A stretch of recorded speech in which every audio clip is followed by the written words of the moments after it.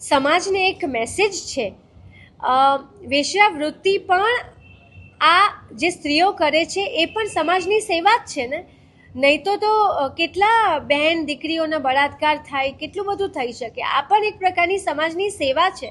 અને એ સ્ત્રીઓની આ દુઃખની વાત લઈને આવ્યા છે, એની વેદના, એની અંદર શું ચાલ્યું છે, એની કઈ મજબૂરી છે, એ વાતને લઈને અમે આવ્યા છીએ. મેડમ, તમે એમ કહો છો કે જે વેશ્યાવૃત્તિ કરે છે સમાજની સેવા છે.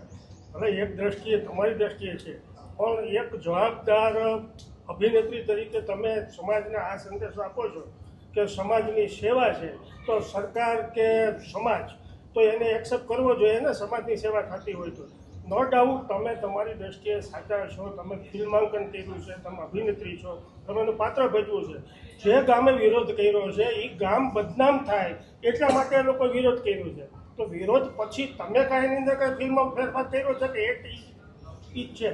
સૌથી પહેલાં તો હું એમ કહીશ કે આ એક કાલ્પનિક કથા છે, જે અમારા રાઇટર ડિરેક્ટર સાહેબે જેને લખી છે વાર્તા. અને જે વિરોધ થયો છે એ વિશે તો સર વાત કરશે.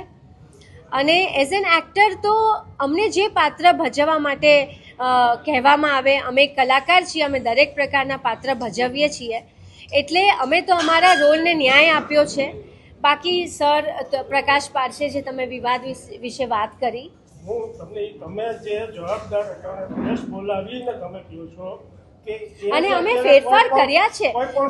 જે સરે કોઈ પણ સ્ત્રી આ પ્રવૃત્તિમાં જાય છે, બરાબર છે, એની કઈ ને કઈ મજબૂરીથી જ, કોઈ શોખથી તો ન જાય. મજબૂરીથી થતી હોય છે. કોઈ એવો પ્રોફેશનલ બિઝનેસ નથી કે આ પ્રવૃત્તિમાં જાય, બરાબર છે. આ પ્રવૃત્તિ જે થતી હોય, જ્યાં થતી હોય, સરકાર પણ દરોડા પાડે છે, લોકો પણ ધૂટકારે છે.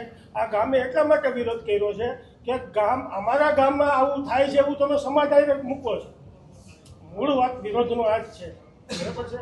સાહેબજી મને વાત પછી કરે, એ પણ મૂળ વાત કોઈ પણ ગામનો વિરોધી હોય કે અહીંયા પ્રવૃત્તિ થાય, આ હોલ છે, આની અંદર આવી પ્રવૃત્તિ થાય, કોઈ જાહેર કરે એટલે હોલની બદનામી થાય, બરાબર છે. તમે એક બાજુ એમ કીધું કાલ્પનિક વાત છે અને એમ કીધું કે રિયાલિટી વાત છે, એટલે બેની અંદર સ્પષ્ટતા ખરી કે કયું છે?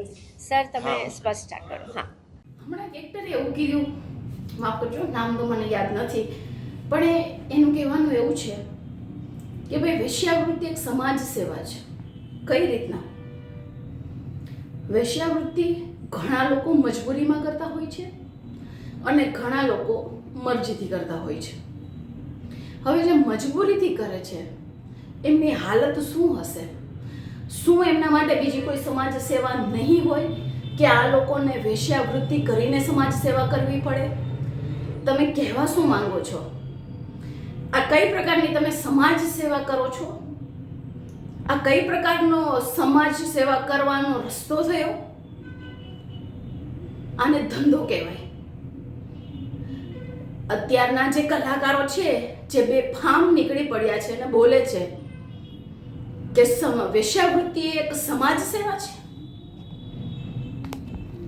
એને પ્રોફેશનનું નામ આપો તો સમજી શકાય. તમે શું એમ કહેવા માંગો છો કે જેમને બીજું કંઈ ન મળે તો આ રીતના સમાજ સેવા કરવાની?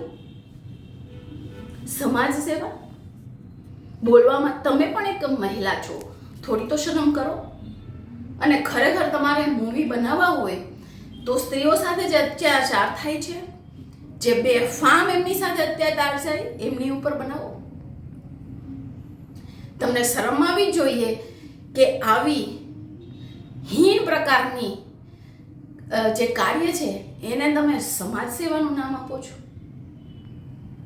કોક દિવસે મહિલાઓને મળો તો ખરા કે જે મજબૂરીમાં કામ કરી રહી છે, એમની સાથે શું થતું હશે, એમની માનસિકતા કેવી થઈ ગઈ હશે, એ કેટલી વાર દિવસમાં મરતી હશે, અને તમારે તો બોલીને છૂટી જવું છે કે સમાજ સેવા. આ કઈ પ્રકારની તમારે સમાજ સેવા કરવી છે અને કયા પ્રકારનો સંદેશ તમારે લોકોને દેવો છે કે આવા સમાજ પ્રેમીઓ અને સામાજિક કાર્યકરો પેદા થાય કે જે આવા કામ કરે? તમે કાનૂન સખત લઈ આવો, એના માટે તમે પહેલ કરો ને. તમે મહિલાઓના ઉત્થાન માટે કામ કરો. આ તમે કેવો મેસેજ આપો છો કે વેશ્યાવૃત્તિને તમે સમાજ સેવા ગણાવો છો? એટલે લોકો શું સમજશે કે સમાજ સેવા આવી હોય? તમને એક મહિલા તરીકે શરમ આવવી જોઈએ.